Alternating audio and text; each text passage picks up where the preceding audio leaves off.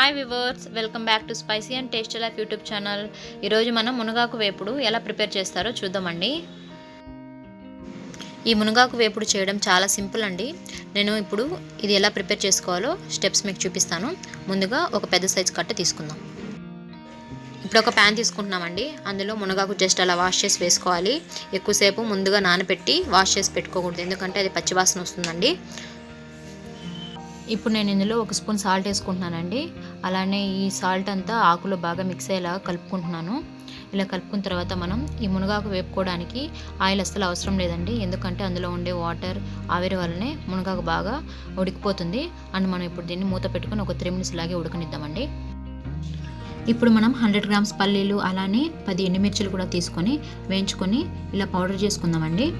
అలానే 6 వెల్లుల్లి రెబ్బలు కూడా తీసుకొని దంచి పెట్టుకుందాం. చూసారు కదండి, వాటర్ అండ్ ఆయిల్ లేకుండానే మునగాకు చాలా చక్కగా వేగిపోయింది. ఇప్పుడు మనం ముందుగా ప్రిపేర్ చేసుకున్నాం కదా పౌడర్, ఆ పౌడర్ని మనం ఇప్పుడు ఇందులో వేసుకుందామండి.